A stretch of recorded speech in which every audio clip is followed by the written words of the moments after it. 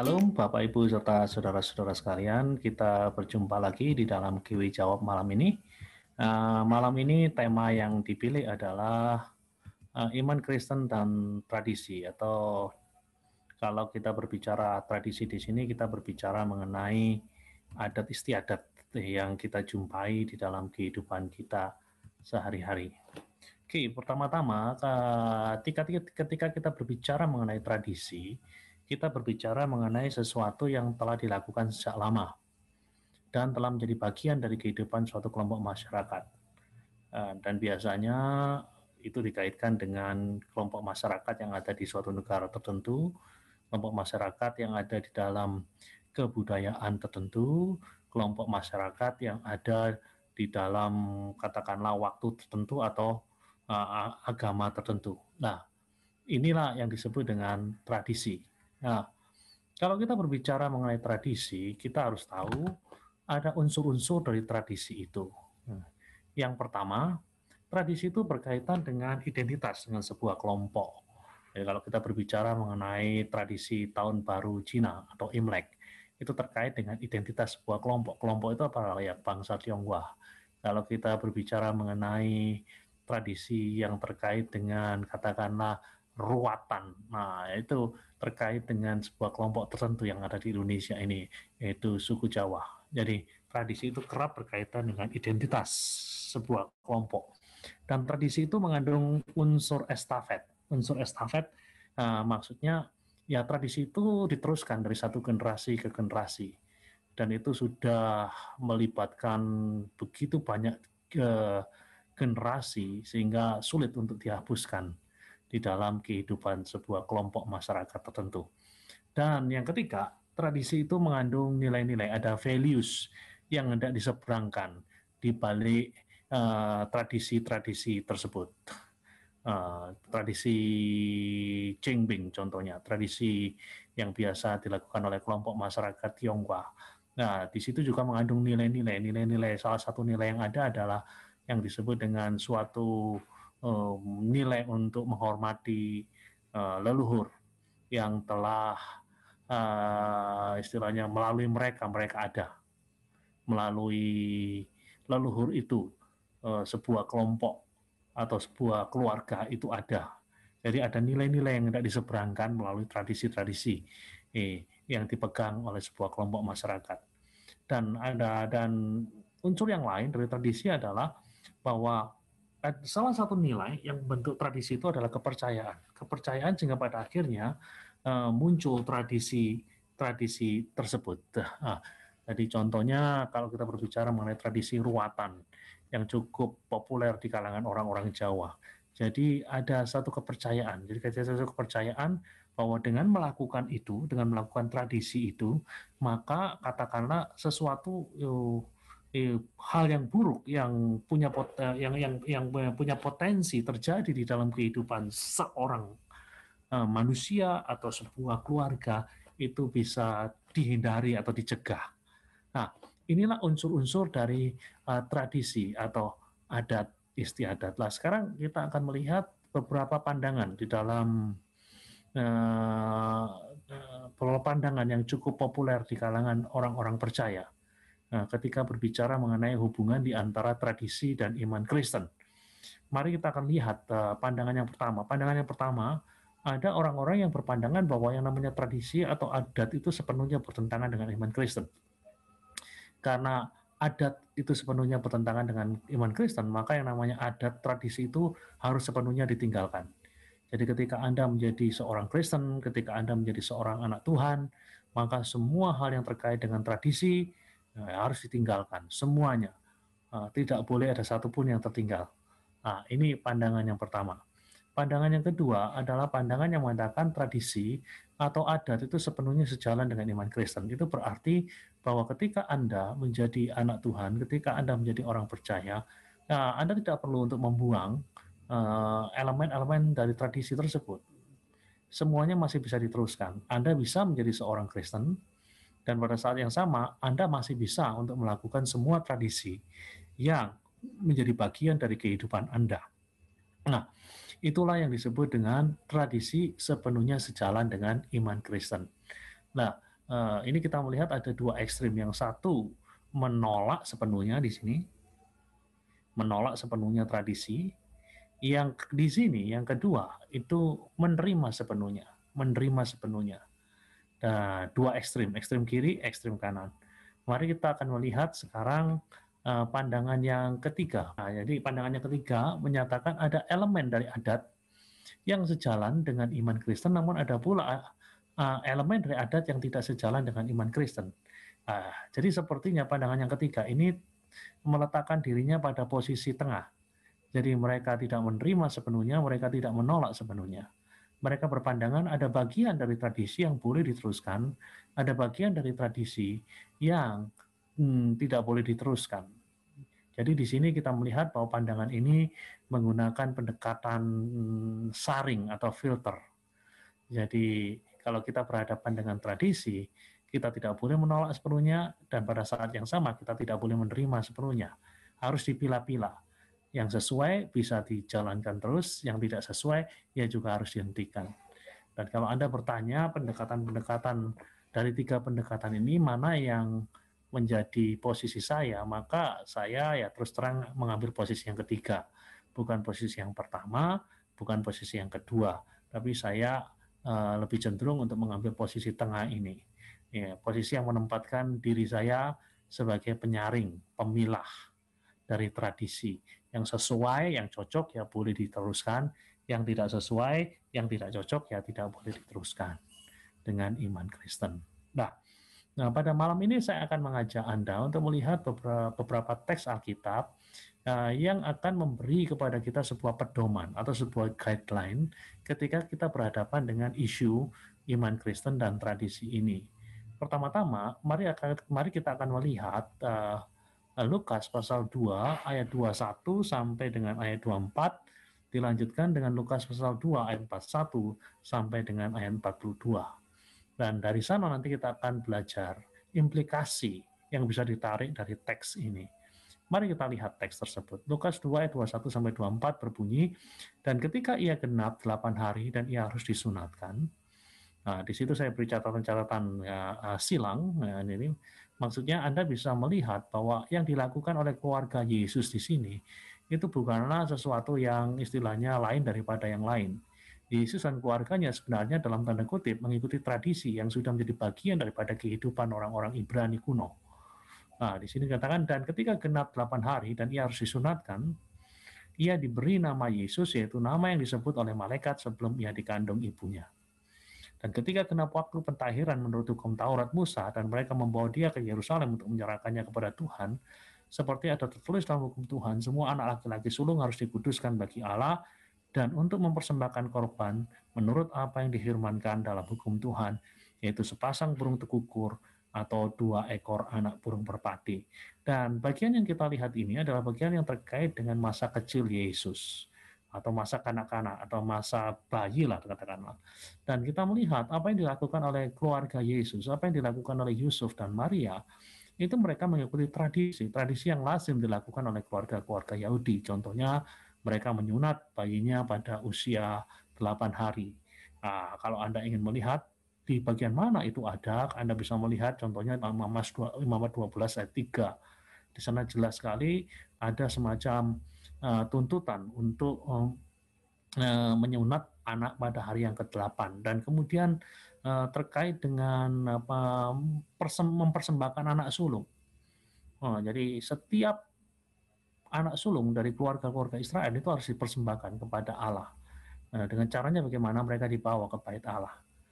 Seperti yang menjadi bagian dari apa yang tertulis dalam Keluaran 13 ayat 2, Keluaran 13 ayat 12, Keluaran 13 ayat 15. Nanti Anda bisa lihat referensi-referensi silang tersebut untuk menunjukkan bahwa keluarga Yesus adalah keluarga yang taat pada tradisi.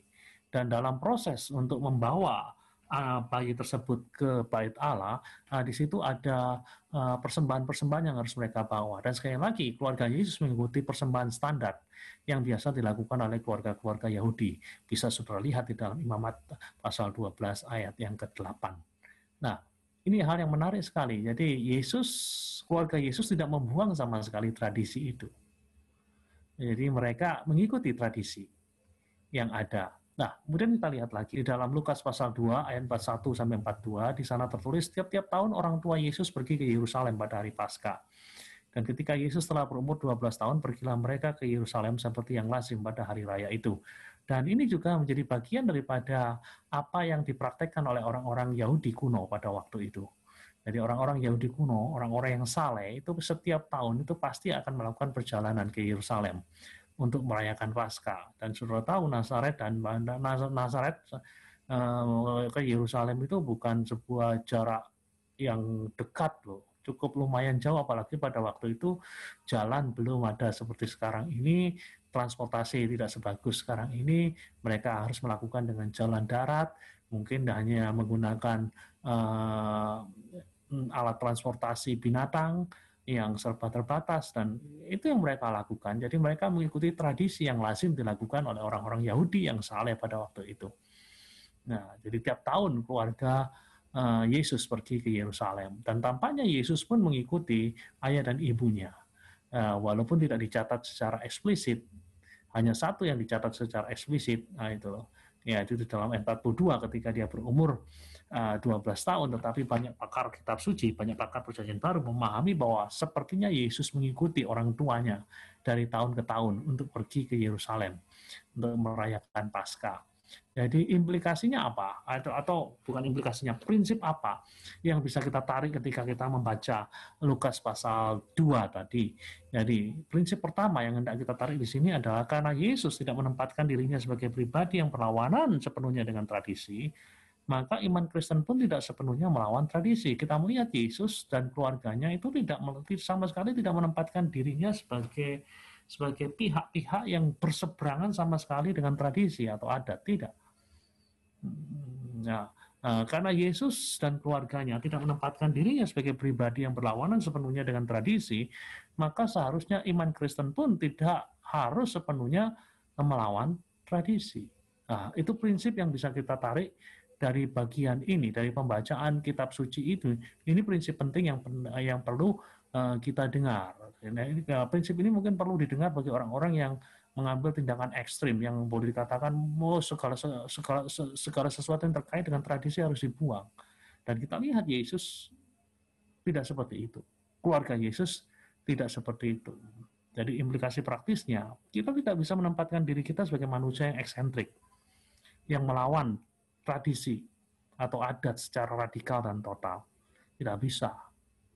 Tidak bisa sama sekali kita menempatkan diri kita berseberangan secara frontal dengan adat atau tradisi. Nah, itu hal yang pertama yang perlu untuk kita lihat pada malam ini. Mari kita lihat teks yang kedua. Matius 15 ayat 1 sampai 9. Nah, di sini kita membaca, kemudian datanglah beberapa orang Farisi dan ahli Taurat dari Yerusalem kepada Yesus dan berkata, mengapa murid-muridmu melanggar adat istiadat nenek moyang kita? Mereka tidak membasuh tangan sebelum makan. Nah, ini. Tetapi jawab Yesus kepada mereka, mengapa kamu pun melanggar perintah Allah demi adat istiadat nenek moyangmu? Nah, ini menarik sekali. Di sini kita melihat percakapan di antara orang-orang Farisi dan Yesus. Orang-orang Farisi mengkritik siapa? Yang mengkritik murid-murid Yesus yang dikatakan melanggar adat istiadat. Mereka tidak makan sebelum makan. Ya memang ada adat, ada tradisi di antara orang-orang Yahudi, kalau mereka mau makan, mereka ya harus membasuh tangan mereka. Istilahnya before breaking the bread, they have to wash their hands gitu loh. Sebelum istilahnya memecah-mecah roti, mereka harus membasuh tangan mereka. Tetapi mereka tidak melakukan itu, dan ini yang dikritik oleh orang-orang Farisi. Namun Yesus juga mengkritik mereka. Yesus mengkritik orang-orang Farisi. Apa yang dikatakan oleh Yesus? Yesus berkata, mengapa kamu melanggar perintah Allah demi adat istiadat nenek moyangmu? Sebab Allah berfirman, hormatilah ayahmu dan ibumu, dan lagi siapa yang mengutuki ayahnya atau ibunya pasti dihukum mati. Nah, di sini Yesus mengutip firman Allah. Firman Allah yang mengatakan, hormatilah ayahmu dan ibumu. Perintah kelima di dalam Dekalog atau dalam Dasatita atau dalam 10 perintah Allah. Dan kemudian ada firman yang mengatakan siapa yang mengutuki ayahnya atau ibunya pasti akan dihukum mati. Nah, di sini kemudian Yesus berkata, tetapi kamu berkata. Orang-orang Farisi berkata, barang siapa berkata kepada bapaknya atau ibunya, apa yang ada padaku yang dapat digunakan untuk pemeliharaanmu sudah digunakan untuk persembahan kepada Allah, orang itu tidak wajib menghormati bapaknya atau ibunya. Dengan demikian firman Allah kamu nyatakan tidak berlaku demi adat istiadatmu sendiri. Nah, Bapak, Ibu, serta saudara-saudara sekalian, apa kaitannya tadi? Apa kaitannya hormati ayah ibumu dengan ayat yang kelima dan keenam ini? Ayat yang kelima dan keenam ini berbicara mengenai tugas dari seorang anak untuk mendukung secara finansial orang tuanya. Nah, di dalam tradisi rabbinik, dalam tradisi telah kitab suci di masa yang lampau, jadi hormati ayah dan ibumu itu umumnya difahami sebagai dihormati ayah dan ibumu itu umumnya difahami bentuk konkretnya adalah dengan cara mendukung secara finansial. Jadi ketika seorang anak mencapai kedewasaan dan mereka bisa istilahnya generating atau menghasilkan income dan mereka punya orang tua yang harus mereka support, maka bentuk dari penghormatan ayah dan ibu itu adalah dengan mendukung mereka secara finansial. Makanya jangan heran kalau kemudian di dalam ayat yang kelima dan keenam ini Yesus kemudian mengalihkan pembicaraan kepada ya hal yang terkait dengan dukungan finansial. Nah ini loh. Tetapi hal seperti itu yang kemudian hendak dihindari oleh orang-orang Farisi. Yesus mengatakan kamu demikian cerdiknya ya menghindari tanggung jawab. Kamu yang seharusnya mendukung orang tuamu secara finansial, kamu sekarang tidak melakukannya dengan dalih bahwa apa yang seharusnya kamu gunakan untuk mendukung orang tuamu, itu kamu gunakan untuk mendukung pekerjaan Tuhan, sebagai persembahan kepada Tuhan. Coba sudah lihat di situ. Barang siapa berkata kepada bapaknya atau ibunya, apa yang ada padaku dapat digunakan untuk pemeliharaanmu, sudah digunakan untuk persembahan kepada Allah, orang itu tidak wajib untuk menghormati bapak atau ibunya. Nah, dengan demikian firman Allah kamu nyatakan tidak berlaku demi adat istiadatmu sendiri. Nah begini sudah. Jadi seharusnya setiap keluarga-keluarga muda di antara orang-orang Yahudi itu punya kewajiban mendukung orang tuanya secara finansial. Tapi ada adat dalam tanda kutip. Ada tradisi yang mengatakan bahwa kewajiban tersebut bisa diabaikan atau kewajiban tersebut bisa dianggap tidak ada kalau keluarga tersebut mempersembahkan uang tersebut kepada Tuhan. Dan Yesus mengatakan itu kan tradisimu. Tapi firman Tuhan tidak mengatakan seperti itu. Firman Tuhan mengatakan kamu harus menghormati ayah dan ibumu dengan cara bagaimana? Mendukung secara finansial. Tapi sekarang kamu abaikan itu dengan kamu menggunakan adat, kamu menggunakan tradisi. Tradisi yang seperti apa? Ya sama, kami sudah mempersembahkan persembahan untuk Allah. Nah, jadi kami tidak lagi perlu, kami tidak lagi terikat untuk membiayai, untuk mendukung ayah dan ibu kami secara finansial. Dan inilah yang dikritik oleh Yesus. Kamu menempatkan adat istiadat lebih tinggi daripada firman Tuhan. Nah, maka di dalam ayat yang ke-7 kemudian Yesus berkata, hai orang-orang munafik, benarlah nubuat Yesaya tentang kamu. Bangsa ini memuliakan aku dengan bibirnya, padahal hatinya jauh daripadaku. Percuma mereka beribadah kepadaku, sedang ajaran yang mereka ajarkan ialah perintah manusia. Sekali lagi kalau kita berbicara perintah manusia di sini, yang dimaksud oleh Yesus adalah tradisi. Nah, di sini ada satu prinsip penting yang bisa kita pelajari. Prinsip penting tersebut adalah karena ada istiadat yang bertentangan dengan firman Allah, ya seperti dalam kasus yang tadi kita lihat, jadi ya ada adat istiadat yang bertentangan dengan firman Allah. Adat istiadat yang dikembangkan di antara orang-orang Yahudi, yaitu mereka bisa melalaikan tanggung jawab pada orang tua kalau mereka sudah memberikan persembahan kepada Allah. Itu tidak ada di dalam catatan firman Tuhan. Nah, tapi itu adalah dalam tanda kutip buatan dari manusia. Nah, jadi kalau kita berhadapan dengan kasus seperti itu, maka ini ya prinsip ini yang perlu untuk kita dengarkan. Karena ada adat istiadat yang bertentangan dengan firman Allah, maka tidak semua adat itu sejalan dengan firman, dengan iman Kristen. Sekali lagi, karena ada adat istiadat yang bertentangan dengan firman Allah, maka tidak semua adat itu sejalan dengan iman Kristen. Jadi implikasi praktisnya apa? Karena ada elemen dari tradisi yang tidak sesuai dengan firman Allah, maka kita tidak perlu takut atau perlu merasa bersalah ketika kita tidak menjalankan tradisi atau adat tersebut. Jadi kalau di dalam perjalanan kita mengikut Tuhan sebagai anak-anak Tuhan, di dalam kehidupan kita sehari-hari kita harus berhadapan dengan tradisi yang jelas-jelas bertentangan dengan iman Kristen, maka kita tidak perlu merasa takut, kita tidak perlu merasa bersalah kalau kita tidak menjalankan tradisi tersebut. Misalkan saja dalam tradisi Tionghoa. Dalam tradisi Tionghoa ada tradisi-tradisi yang bukan hanya sekedar menghormati ayah dan ibu, bukan hanya sekedar menghormati orang tua, tetapi sudah terkait dengan pemujaan pada leluhur, pemujaan pada orang tua. Seperti dalam tradisi Cengbing, ada tradisi-tradisi yang bukan hanya sekedar menghormati orang tua, tapi lebih daripada itu. Ketika kita meminta berkat dari leluhur, kita perlakukan leluhur itu seperti Tuhan. Dan ini yang tidak boleh. Makanya kemudian kita harus selektif ketika kita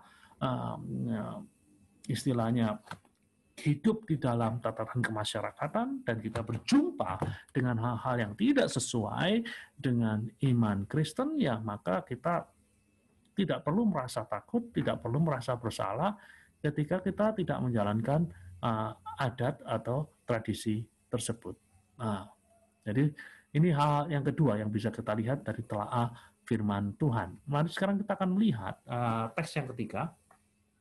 Yohanes pasal 1 ayat 1 sampai 3 dilanjutkan dengan ayat yang ke-14. Ini bagian yang sangat terkenal. Yohanes pasal 1 ayat 1 sampai 3 dilanjutkan dengan ayat yang ke-14. Pada mulanya adalah firman, firman itu bersama-sama dengan Allah dan firman itu adalah Allah. Ia pada mulanya bersama-sama dengan Allah, segala sesuatu dijadikan oleh Dia dan tanpa Dia tidak ada sesuatu pun yang telah jadi dari segala yang telah dijadikan. Firman itu telah menjadi manusia dan diam di antara kita, dan kita telah melihat kemuliaannya, yaitu kemuliaan yang diberikan kepadanya sebagai anak tunggal Bapa, penuh kasih karunia dan kebenaran. Apa yang kita lihat di sini adalah pendahuluan dari Injil Yohanes. Jadi kata pada mulanya adalah firman, di dalam bahasa Yunani-nya adalah dikatakan pada mulanya adalah logos. Logos itu bersama-sama dengan Allah dan logos itu adalah Allah. Dan ayat 14, saudara lihat, logos itu telah menjadi manusia dan diam di antara kita. Menarik sekali, logos yang diterjemahkan firman oleh Lembaga Alkitab Indonesia, itu menunjuk pada ide kafir sebenarnya. Itu menunjuk pada ide pra-Kristen. Sudah ada sebelum kekristenan lahir. Jadi logos di dalam ide kafir, ide pra-Kristen itu difahami sebagai penyebab segala sesuatu yang sesuatu yang meresapi dan menguasai alam semesta atau kosmos. Itulah logos. Logos adalah penyebab dari segala sesuatu, sesuatu yang meresapi dan sesuatu yang menguasai alam semesta ini. Jadi Yohanes meminjam sebuah konsep yang kafir. Namun logosnya Yohanes itu berbeda dengan logosnya orang Yunani. Logosnya orang Yunani tidak bisa berubah jadi daging atau bisa berubah jadi manusia. Logosnya Yohanes itu bisa berubah jadi manusia, bisa mengalami inkarnasi lah, mungkin bahasa yang lebih tepat. Bisa mengalami inkarnasi, menjadi manusia, menjadi daging. Jadi Anda dilihat di sini, di sini ada sebuah transformasi.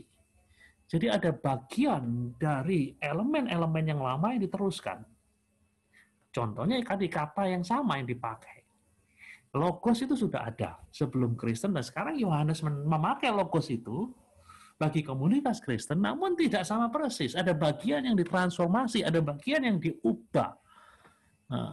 Ada elemen yang sama sekali baru, tidak sama persis dengan logosnya orang Yunani.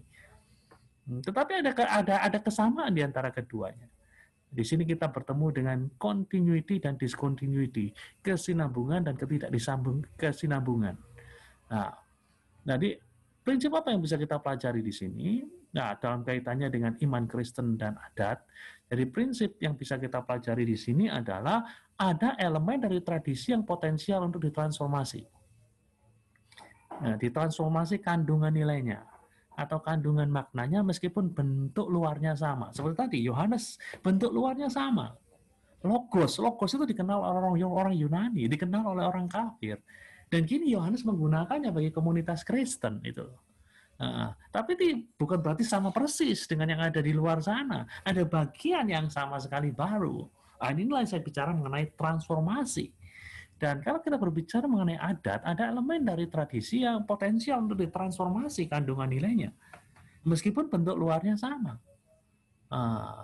Contohnya adalah implikasi praktisnya adalah ada beberapa bagian dari tradisi kita. Jadi implikasi praktisnya ada bagian dari tradisi kita, entah itu tradisi Jawa, Cina, Ambon, Toraja, Batak, yang tidak perlu untuk dibuang sama sekali, namun ditransformasi sehingga kandungan nilainya itu mengalami perubahan. Nah, ini yang bisa kita pelajari. Jikalau Yohanes berani melakukannya, kenapa kita tidak berani melakukannya gitu loh. Untuk mentransformasi dari bagian-bagian dari adat yang bisa ditransformasi. Contohnya dalam tradisi Jawa, kita melihat ada perayaan yang disebut dengan perayaan undu-undu. Itu kalau saudara pergi ke Mojowarno, itu komunitas Kristen Jawa mula-mula, dari salah satu komunitas Kristen Jawa yang tertua yang ada di Jawa Timur. Di situ sudah melihat bagaimana perayaan-perayaan tradisi mereka, adat istiadat mereka ditransformasi sedemikian rupa sehingga bentuk luarnya sama, tapi di dalamnya ada nilai-nilai kekristenan yang diseberangkan. Nah, ini yang cukup menarik. Di antara orang-orang Kristen Tionghoa, ketika saya melakukan studi di Filipina beberapa tahun yang lalu, setiap Imlek itu rekan-rekan dari Cina Daratan, dari orang-orang Kristen Cina Daratan sama-sama merayakan Imlek, tetapi mereka tidak melakukan Imlek seperti yang biasa dilakukan dalam tradisi-tradisi Cina aslinya, seperti memberikan persembahan pada dewa dapur. Kita tidak melakukan itu. Kita tidak memberikan persembahan pada dewa dapur, kemudian memberikan madu pada bagian-bagian bibirnya dan sebagainya. Kita tidak melakukan itu. Tapi perayaannya dilakukan, tetapi sekarang diisi dengan katakanlah pengucapan syukur, diisi dengan sukacita, dan lain-lain sebagainya. Jadi ada nilai-nilai Kristen walaupun bentuk perayaannya masih disebut dengan perayaan Imlek, contohnya pakai baju merah dan sebagainya. Nah ini, jadi ada bagian dari tradisi yang bisa ditransformasi sedemikian rupa. Nah itu loh. Nah itu prinsip yang ketiga yang perlu untuk kita pahami pada malam ini. Sekarang kita lihat hal yang keempat yang bisa kita lihat di dalam 1 Korintus pasal 8 ayat 8 sampai 9. Di sana dikatakan makanan tidak membawa kita lebih dekat kepada Allah. Kita tidak rugi apa-apa kalau tidak kita makan, dan kita tidak untung apa-apa kalau kita makan. Tetapi jagalah supaya kebebasanmu ini jangan menjadi batu sandungan bagi mereka yang lemah. Di sini Rasul Paulus berbicara mengenai hal makan makanan. Dalam hal ini mungkin makan makanan yang mungkin terkait dengan makan makanan yang dipersembahkan kepada berhala. Jadi makanan, Rasul Paulus mengatakan makanan tidak membawa kita lebih dekat kepada Allah, kita tidak rugi apa-apa. Kalau kita tidak makan dan kita tidak untung apa-apa kalau kita makan, tetapi jagalah supaya kebebasanmu jangan menjadi batu sandungan bagi mereka yang lemah. Nah, prinsip apa yang bisa kita tarik di sini? Ada tradisi-tradisi tertentu yang boleh jadi netral. Ya, jadi boleh jadi netral. Jadi sebenarnya tidak ngefek apa-apa di dalam diri kita. Nah, kalau kita bertemu dengan tradisi-tradisi tertentu yang bisa jadi netral itu, tidak membuat kita melawan hukum Allah, tidak membuat kita lebih dekat kepada Allah. Nah, di sini yang perlu diterapkan adalah hukum kasih. Hukum kasih menjadi penentu apakah kita perlu melakukannya atau tidak. Itu. Jadi ketika kita bertemu dengan tradisi-tradisi tertentu yang boleh jadi netral, hukum kasih menjadi penentu apakah kita perlu melakukannya atau tidak. Implikasi praktisnya.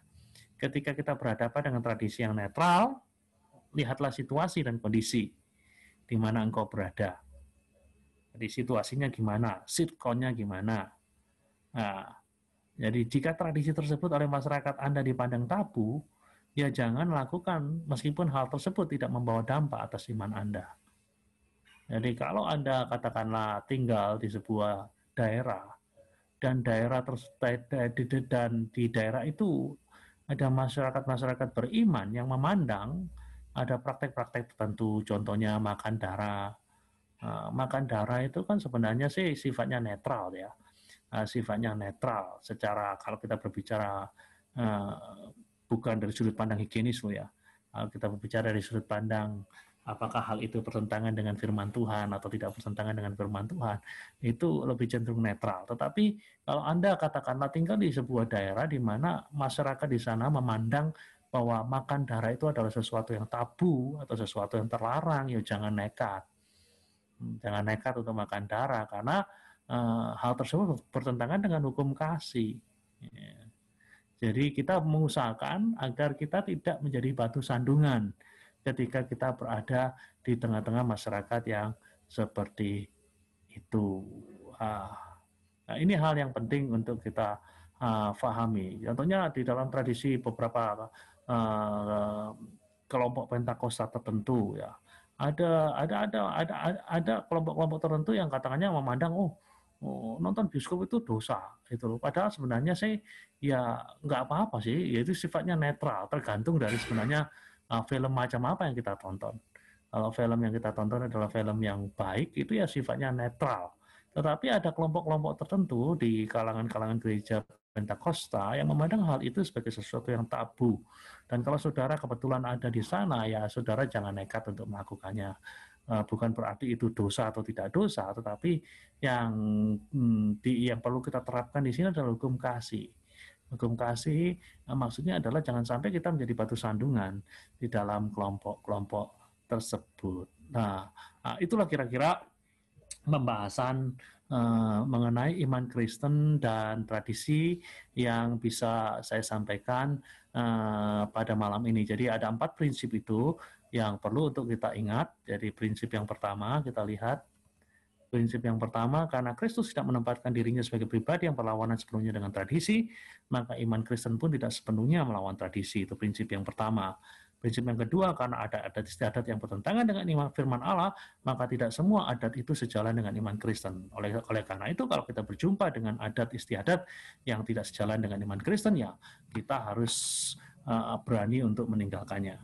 Nah, kemudian yang ketiga, ada elemen dari tradisi yang secara potensial untuk ditransformasi kandungan nilainya, meskipun bentuk luarnya sama. Jadi kalau kita bisa ketemu dengan hal yang semacam itu, ya jangan cepat-cepat kemudian dibuang. Siapa tahu ada elemen dari tradisi itu yang bisa ditransformasi sedemikian rupa dan malah bisa dijadikan semacam jembatan untuk membawa seseorang kepada Tuhan Yesus Kristus. Dan yang keempat, kalau kita berhadapan dengan tradisi-tradisi tertentu yang boleh jadi netral, ya hukum kasih lah yang menjadi penentu apakah kita perlu untuk melakukannya atau tidak melakukannya.